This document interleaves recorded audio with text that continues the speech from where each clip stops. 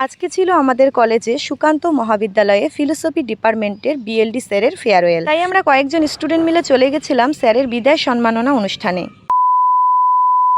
তো hello everyone, কেমন আছো তোমরা সবাই? অনেক দিন পর একটা ব্লগ নিয়ে এলাম, আর আজকের ব্লগটা খুবই স্পেশাল। আজকে অনেক দিন পর আমি কলেজে যাচ্ছি। লাস্টবার যখন কলেজে গেছিলাম তখন কলেজে প্রোগ্রাম ছিল, আর আজকে যাচ্ছি একটা বিশেষ কারণে। যেহেতু বাকি স্টুডেন্টগুলো বাড়িতে নেই, পড়াশোনার সূত্রে বাইরে রয়েছে, সেই কারণে আজকে বাকি স্টুডেন্টগুলো আসতে পারিনি। ঘুরে এসে আমরা প্রথমে চলে এসেছিলাম ফুলের দোকানে। এখানে স্যারের জন্য একটা ছোট্ট বুকে নিলাম। তারপর আমরা চলে এলাম বইয়ের দোকানে, কারণ এখান থেকে স্যারের জন্য আমরা একটা গিফট নেব ছোট্ট আমাদের তরফ থেকে। তো আমরা হঠাৎ করেই কালকে জানতে পারি যে আজকে স্যারের ফেয়ারওয়েল আছে, আর আমি তো শুনে হঠাৎ করেই রাজি হয়ে যাই যে হ্যাঁ অবশ্যই যাব।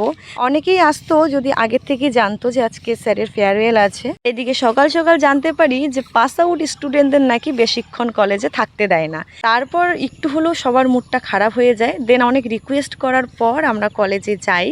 তবুও মনটা খুঁতখুত করছিল যে আমাদেরকে এসে না বলে তোমরা পাস আউট স্টুডেন্ট, তোমরা চলে যাও। যেই স্যারের সাথে কথা হয়েছিল ওই স্যার বলেছিলেন যে 1:30টার মধ্যেই কলেজে আসতে, কারণ 1:30টার মধ্যেই শুরু হয়ে যাবে অনুষ্ঠান।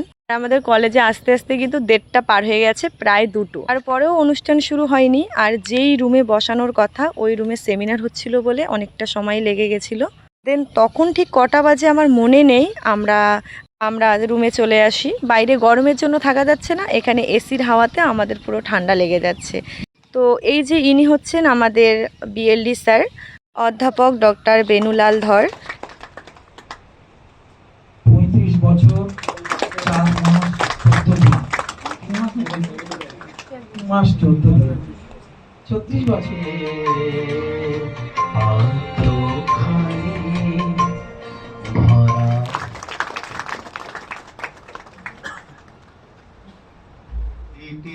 তীরে এই বাংলায় হয়তো মানুষ নয়, হয়তো শঙ্খ চিল শালিখের বেশে, আবার আসিব ফিরে ধান সিঁড়িটির তীরে এই বাংলায়। মুক্ত ভাবে চলাফেরা করতে পারবো, মুক্ত হয়ে থাকতে পারবো।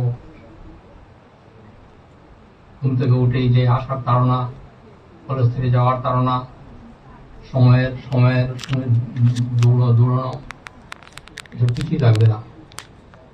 তখন আমরা কলেজে অ্যাডমিশন হই, তখনই করোনা শুরু হয়ে যায়।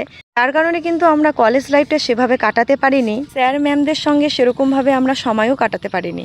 যতগুলোই আমরা দিন কাটিয়েছি কলেজ লাইফে স্যার ম্যামদের সঙ্গে, এই সময়গুলো আমাদের কাছে সত্যি অনেক মূল্যবান ছিল।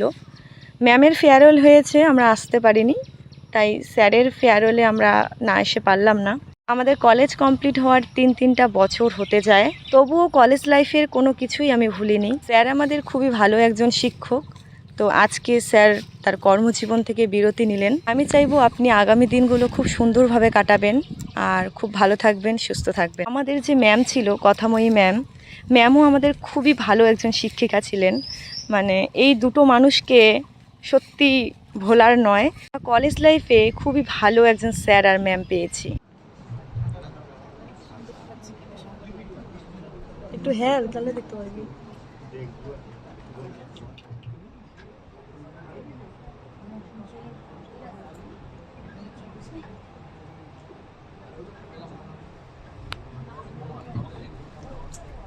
অনেকটা সময় আমরা কলেজে কাটাইলাম, জানি না এরকমভাবে কলেজে আর কখনো সময় কাটাতে পারবো কিনা।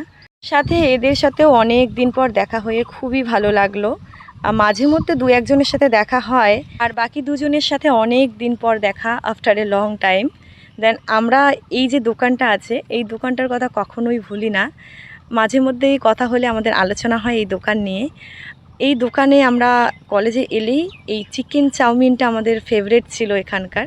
তো আজকে আমরা তাই চিকেন চাউমিন আর প্রথমে একটা করে পকোড়া নিয়েছিলাম খেতে। এদিকে চিন্ময় আর বিপ্লবকে টাটা করে আমরা টোটোতে উঠে পড়লাম। চলো আজকে ব্লগটাও এখানে শেষ করছি, সবাই ভালো থাকবেন।